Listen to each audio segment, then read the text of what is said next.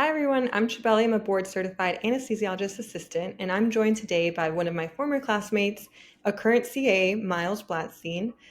He has a lot of knowledge about AA life and also credit cards and travel life as an anesthesia provider. So we thought it would be great for him to have this conversation and share it with this community. So, Miles, can you tell us a little bit about yourself and how long you've been practicing? Sure. It's good to see you. It's been a while since Yes. school. So I've been practicing for a little over 2 years. We graduated together in August of 21. I did a year out of school, full time, and then I jumped right into locum life. Yeah. I've been doing locums a little over a year now. Awesome. What are some pros and cons that you've noticed between both being a W-2 and being a locum provider, as you've done both for about a year now? So I would say the main pros of the W-2 life are just stability. You know your set pay. You know you have your retirement and your health insurance covered. Sometimes other perks like short or long term disability. All those things are set in stone. They're handled. And it's really nice to have that. And there's a little bit more continuity when it comes to your schedule.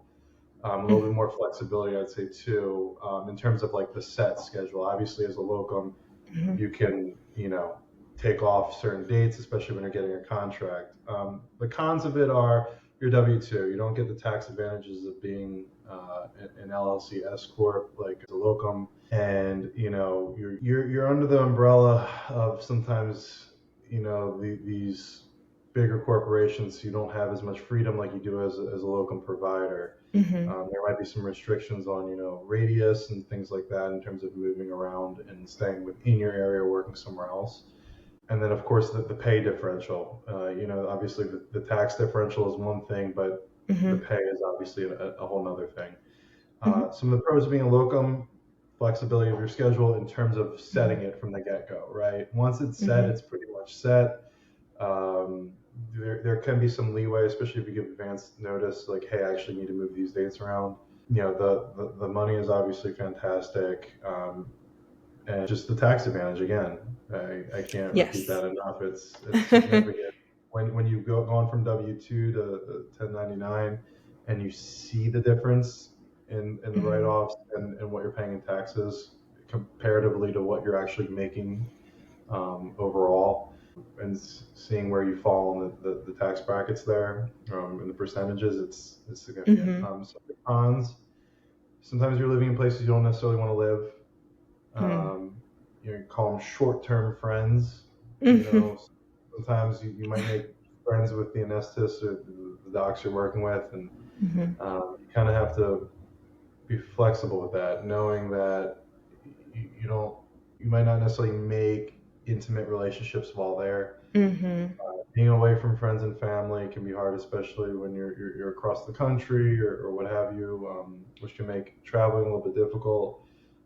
But all in all, I'd say the pros outweigh the negatives of the locum life, but it can get a little lonely. Luckily, I have my fiance traveling around with me, Mhm, so it's been very helpful through the process. But for others that might be single, it can be mhm. more of a challenge for sure. Yes, so a lot of trade-offs. It definitely seems like it's not just all pros, sometimes those can be highlighted. But we want to be talking about both. So thanks, Miles, for covering both the pros and cons. So speaking of the finances, both of us, I feel like we're always very financially minded in school and out of school. We have still stayed that way. So can you speak a little bit about the rates that you've experienced as a locum provider or some of the compensation, whatever you feel comfortable with. No specifics necessary, but yeah. Sure. Yeah, I'll give a broad range of specific rates I've been offered. I mean, I've been offered starting as low as 170, up to 225, I think.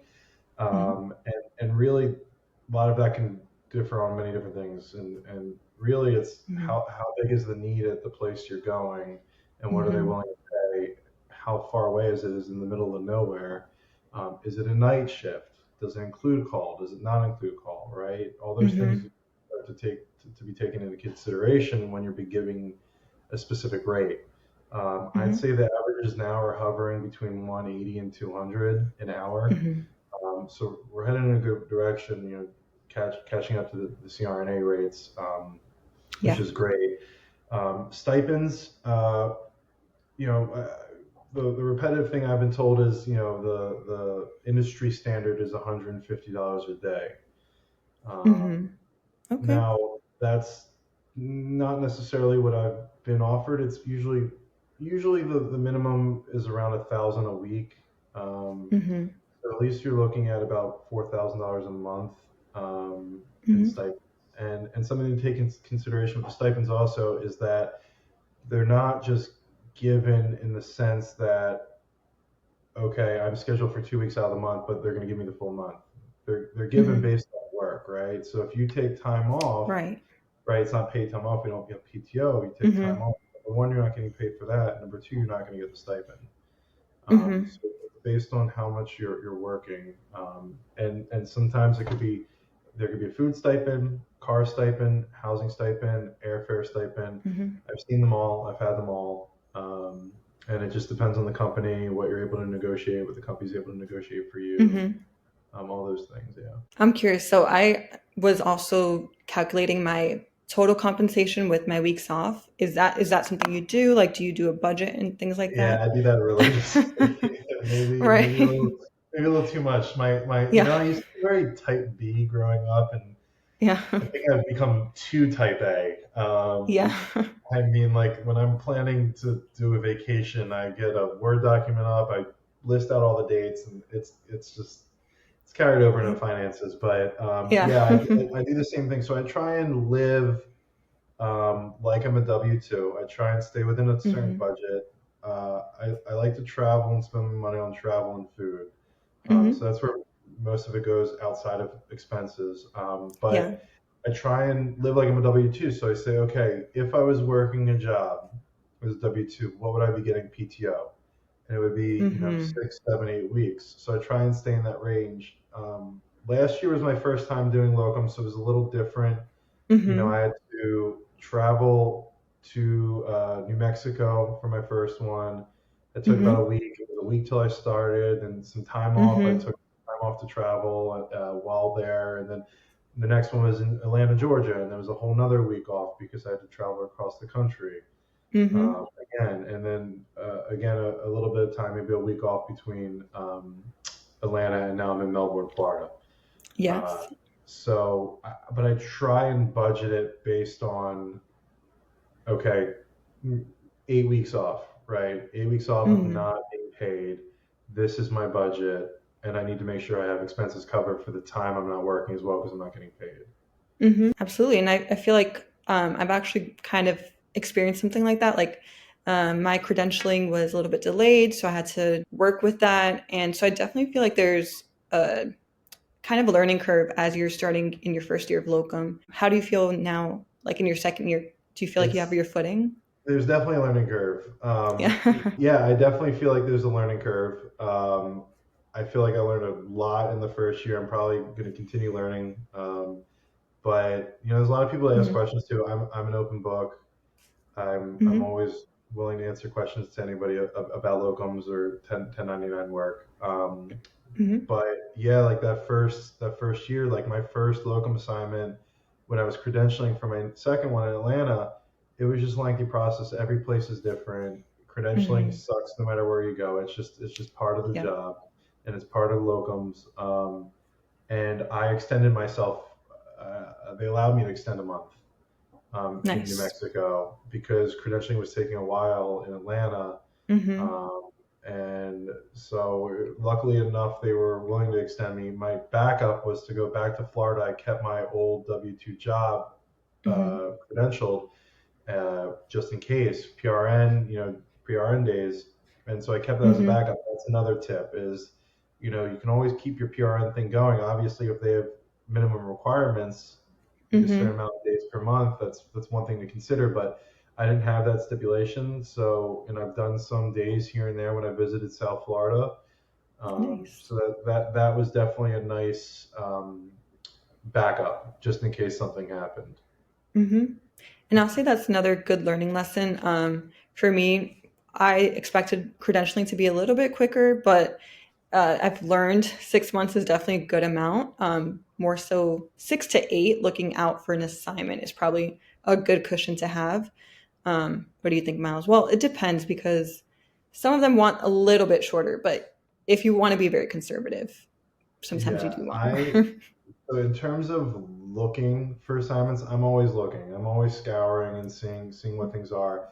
Hmm. Like for now, like where I am, I'm very comfortable. I'm very happy where I am right now. Hmm. Um, and I enjoy the team a lot. Like from docs to anesthetists, everybody, even the nurses, techs, surgeons. I just enjoy it here. And I'm 2 hours away from friends and family in South Florida. Hmm. So I would like to keep extending here as long as they'll allow me, and as long as we'll keep doing the Hmm. travel assignments. Um, but other than that, it could take 90 days, 120 days sometimes to credential, Yep. and so I start coming up on a deadline if I want to extend, and I might hound a little bit. I might hound them a little bit. Hey, are we going to extend? Are we going to extend? Are we going to extend? If they Hmm. can't give me an answer, I will start the credentialing process elsewhere. Um, Good I'm to not the know. type of person that likes to tell somebody I'm going to do something and then take it back. I don't necessarily want to start that process only to then get extended and take it back. So I really am trying to get an answer out of the place I'm at if I'm going to extend or not. Hmm. But yeah, it's something to take into consideration is okay, if they're only allowing you to sign a 3 month contract and you have to travel to Utah or Nevada or whatever, for Hmm. local, if you don't know that they're going to extend, do you really want to do that for 3 months? Now, some people are willing to pack 2 suitcases and fly out there, right? At the time, we Hmm. had our dog or a rabbit and the two of us, and we just loaded the car to the brim and drove out to New Mexico. Yep. So those are all things to consider. How long is the contract? How far away is it? What am I comfortable with? Hmm. In terms of looking for the next one, and then also when you're looking for the next one, okay, I didn't like 3 months. I really want to push for something that's 6 month contract. All Hmm. those things come into play when you're deciding. So that kind of leads to my next question. What's some of the most important factors in deciding on a contract? So I like last year, if you would ask me that right out the gate, Hmm. you would say money, right? But Hmm. it's not. It's something I've learned is like you could pay me $300 an hour and I wouldn't want to live in North Dakota. I, Okay. like, and not that's not a knock to any people, Yeah. North Dakotans, right? But I don't want to be freezing, Hmm. half the year, and it's just, like it's personal preference, right? So Hmm. for me, money plays a part. Of course, money plays a part. You don't really want to be getting paid under the market average. It's being taken advantage of, as well as that can Hmm. help bring the averages down for everybody else around you. Hmm. Um, and then, are you getting a stipend? How much? Yeah. Is it a direct stipend, or are they asking for receipts for reimbursement? That's just a pain. I just put it in my check, right? Put it in my check. Is there call? Do they expect call out of you? Hmm. When a big one obviously is what shifts are they willing to give you? Are they willing to do 312s? Most places aren't. Some places Hmm. are. Are they okay? Well, if they're not, are they forcing me to do 5/8? Are they willing to do 410s? Well, maybe I like Hmm. 5/8. What are they willing to do? Um, and then obviously if you can get feedback from people that are already there. So of course, location, schedule, what kind of schedule are they willing to give you? Maybe check in with people that are currently working there if you're able to, and ask them what it's like. You can get some feedback on that. What kind, is it a trauma center? Are you comfortable doing trauma? Do they expect you to do OB or peds? The same things that go into a W-2 job a lot of times will Hmm. factor into this, because you might have a choice, pick a litter in front of you in terms of jobs, but then there might be certain things like location attracts you more than Hmm. the specific set schedule they're willing to give you. So a lot of it Yes. all becomes personal preference, right? But Hmm. certain things that you want to look for, you know, most you don't aren't required to do call, So, but some Hmm. people want to for the extra money. Are they willing to give overtime rate for the call? And Hmm. they should be. I wouldn't take a job that forces me to do call without an overtime rate. Hmm. Um, so those are mainly personal preference things, Hmm. um, and I think it comes with as you start to get into the job, what makes you happy, because one thing that makes Yes. somebody happy isn't going to make somebody else happy. Yeah, I agree. And I feel like there's a lot of variety that I saw in my search as well. You found those contracts that had call or required a certain day that you would have to work. And some people want all the opportunity to work that they can get. So there's definitely those people out there. And then I think me and you are a little bit more like location is a big factor for us. So Mhm. awesome. Yeah. So beyond that, let's talk a little bit about your life outside of work. What do you like to spend on? Like I mentioned, big traveler, big travel, really big Mhm. foodie too. That's the main two Mhm. things I spend my money on. And my fiance and I were like, all right, let's do this until we have kids, right? And Mhm. then we'll see from there. But like Mhm. that's that gave us like 3 full years of doing locums. Mhm. And I mean that's our plan. Yeah. That's our plan for when we want to have kids, but you never know what can happen. So Mhm. so yeah, we do a lot of traveling, and Mhm. and I like to really get credit card sign up bonuses, credit card points, and Mhm. burn through points and get some really nice stuff out of those points. But Mhm. I'd say that's the main two things I spend my money on is traveling and food, and then I play video games in my free time, and obviously spend time with my fiance. Mhm. And I'm curious, what are some of your favorite credit cards and how have you utilized credit cards as a locum provider and maximize credit card points? Sure. I mean, I could go on for hours about Yeah. that, right? There's so much Yeah. depth to it, but to sum it up, I love the Chase ecosystem. Um, but I have Chase, I have Capital One, I have American Express. I have 20 plus credit cards right now. Okay. I do something called credit card churning, and earning the sign-up bonuses is really key. Um, Mhm. I really for my honeymoon, we're taking a 3 week honeymoon. We're doing Singapore, Tokyo, Kyoto, Japan, Nice. Bangkok, Phuket, Chiang Mai, Thailand, Sheesh. Maldives, and a night in Doha, Qatar to fly home, to catch our flight home. And Mhm. I booked a bunch of stuff between hotels, overwater bungalow in the Maldives, and business Mhm. class airfare. All that stuff had a valuation of about $40,000, and I booked it all on credit card points and about Mhm. $2,800 in taxes and fees. So you can Wow. get a lot of value out of it. Now it's a hobby. I spend time doing this and researching and Yes. stuff like that. But you can make your money go a long way. You can make your points go a long way, Mhm. even though we earn a good living, and Mhm. we can afford to pay for some of these things. Why not try and get it for quote unquote free? With the points you're Mhm. getting, spending the money that you're already going to be spending anyway. Would you say that there's a beginner travel card or credit card that you like recommend to some of your friends Yeah. out of all the cards? Yeah, I think the Chase Sapphire Preferred is a fantastic card. Mhm. It has a $50 hotel credit. It's a $99, $95 a year card. It has a Mhm. $50 a year hotel credit that you get if you book a hotel through the Chase portal. I don't like using the portals to book things, but to Mhm. utilize the credit, you have to book through the portal. Um, Usually it comes with a decent sign up bonus, and Mhm. it has pretty good protections on there. Some credit cards come with cell phone protection, trip delay reimbursement, Mhm. lost baggage, all these things you have to look at, and the fine print of the benefits of the card. But I think Chase Sapphire Preferred is a really good starter card, and Mhm. it's one of the only Chase cards. You got Chase Sapphire Preferred, Chase Sapphire Reserve, which is the high end expensive traveler Mhm. card, and then the Chasing Preferred, which is the business card that has an annual fee. Those three Mhm. cards are the only ones that actually transfer out to the hotel and airline partners. So you can have Mhm. a bunch of Chase cards, but if you don't have one of those, you can't transfer your points out to the Yes. hotel and the airline partners. And the airline partners is really where you get a lot of value out of points. Yes. I made that mistake. I actually canceled my Chase Sapphire Preferred and I Really? signed up for, yeah, I was like, I don't want to pay that fee again. It was such a good card. I was like, I'm just going to be smart about this. I'll sign up later.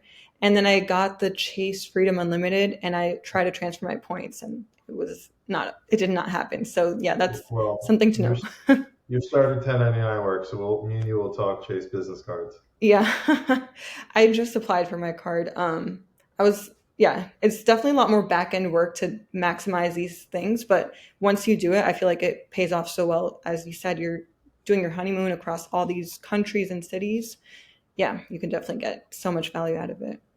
Oh yeah, yeah. It's a little bit of a learning curve, but once you Yeah. learn how to do it, and there's some tools and websites and stuff out there that really help you find those award flights, which are the sweet spots for transferring points and Hmm. getting a business class ticket to Europe or Asia, which can be $4, $5, $6,000, and you're getting it for 70,000, 80,000 points, something like that, and then some fees. Hmm. Yeah, Yeah, I want to learn about how you do the business class tickets, how to maximize that, yeah. because I would like to do that. I love this stuff. Like I said, I could talk for hours about. So yeah, whenever you want to talk about it, we can definitely talk about it. Yeah, well, good. Other than that, is there anything else you want to highlight in terms of your credit card churning or how you've maximized your points? I would definitely say don't just start going signing up for credit cards.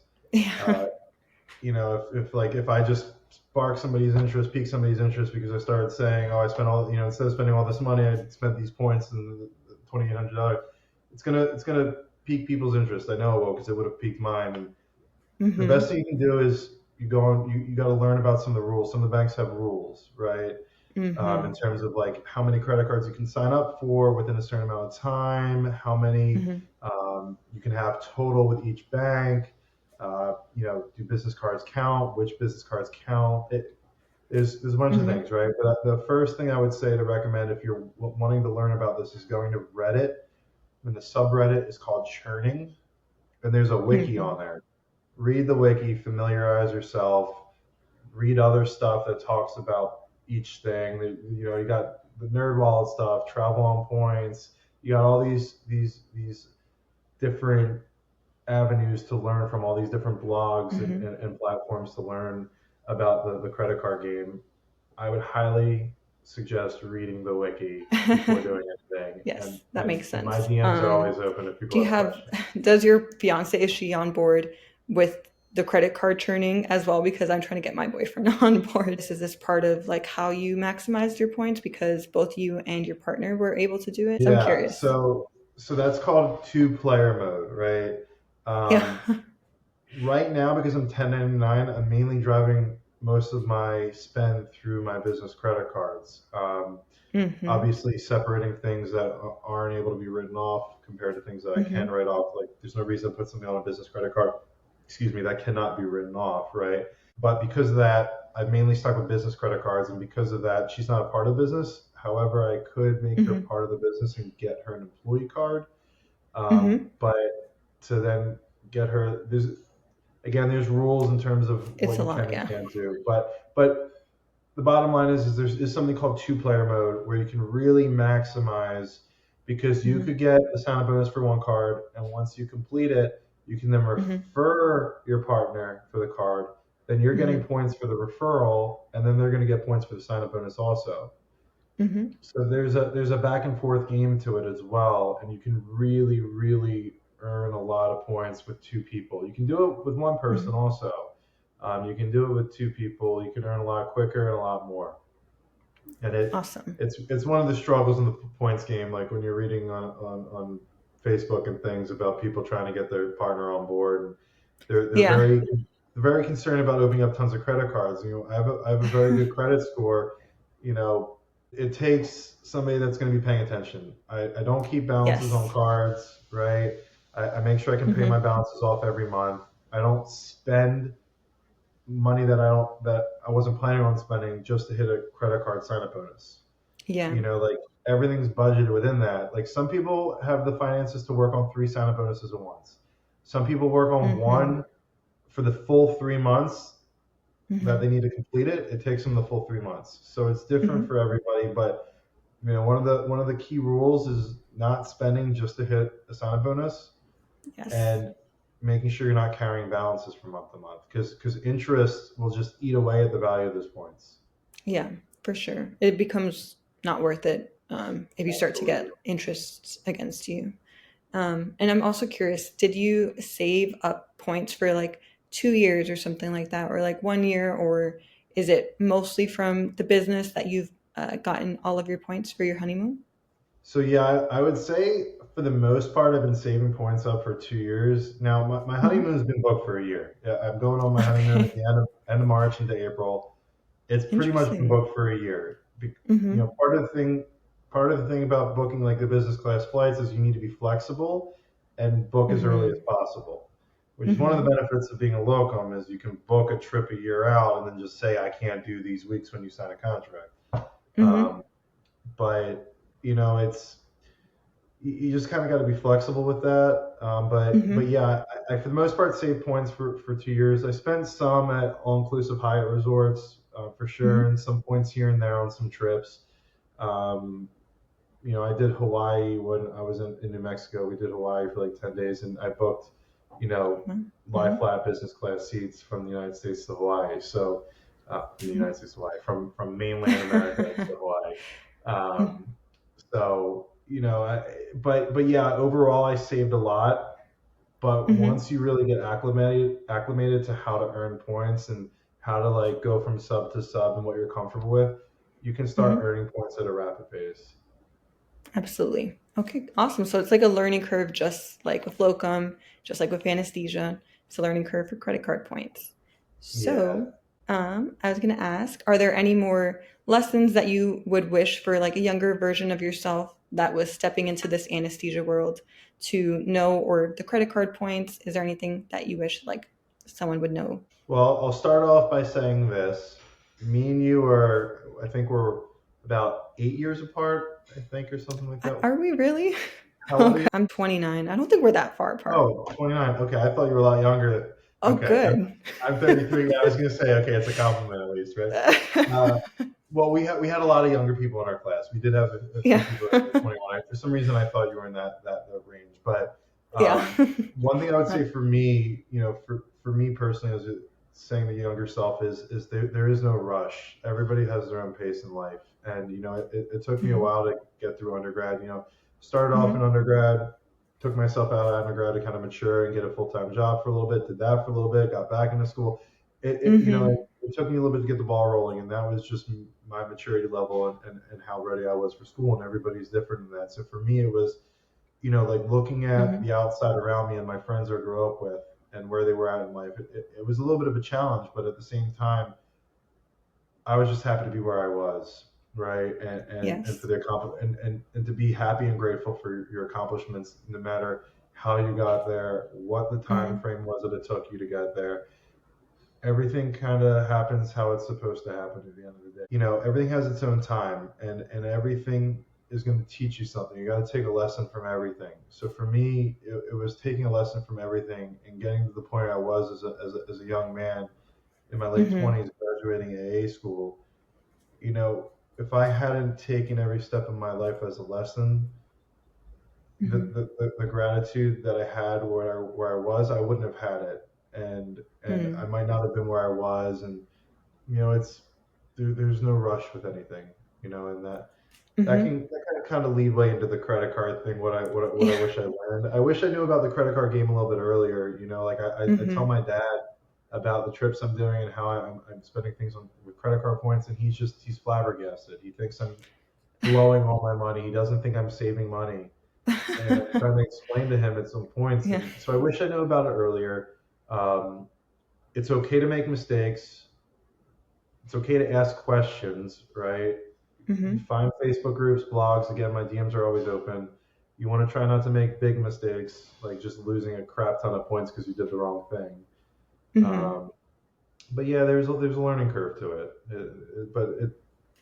mhm, Join groups, join Facebook groups. Look on Reddit, make posts on Reddit. People are mhm. passionate about this, and so if you really want to learn about it, people will talk your ear off about it and walk you through things. Absolutely. Yes. And I fully agree with what you're saying that there's no rush to like be an AA, even with the credit card points. Like there is a maturity level that is needed for both things. Like when you're opening up credit cards, you can't just blow it on things that you wouldn't normally get because you still have to pay for it. So I do Yeah. feel like you have to do things when you're ready, and that's okay if it's at a different point than someone else. Exactly. Any other thoughts, Miles? But I'm really happy we did this, and hopefully this shed some light on the locum market and as well as on credit cards. And I say this to everybody. My DMs are always open. If you ever want my phone number, you can always DM Mhm. me. I'm willing to talk about locum stuff, business stuff, credit cards, whatever, life, Mhm. whatever it is you want to talk about. I'm always open to discuss things when I have the availability. Where can someone find you? Is it Instagram that you prefer? Is it Facebook? What do you think So is yeah, best? Instagram. My Instagram is mblatz, like my last name, Mblats. Or for all the A's that are watching this, and if you reach out to me through our group, or um, Hmm. search my name on Facebook, shoot me a DM, or if there's somebody watching this that isn't in any of these things and they Yeah. just very interested, shoot me an email, first and last name, milesblatstein@gmail.com, and I'll be happy to respond. Excellent. So thank you, everyone. Me and Miles, I think, are going to catch up a little bit because I have some questions. Sure. um, but otherwise, hopefully stay tuned for more videos. And hopefully, if this goes well, I'll have more guests. Maybe Miles, if anyone has more questions for him. Miles and I have talked about some videos that he can put together. So, yes, please let us know what questions you have for AAs, for credit cards, for locum life, and we'll do our best to answer that. Or I'll do my best and relay the messages to Miles. All right. So thanks, everyone.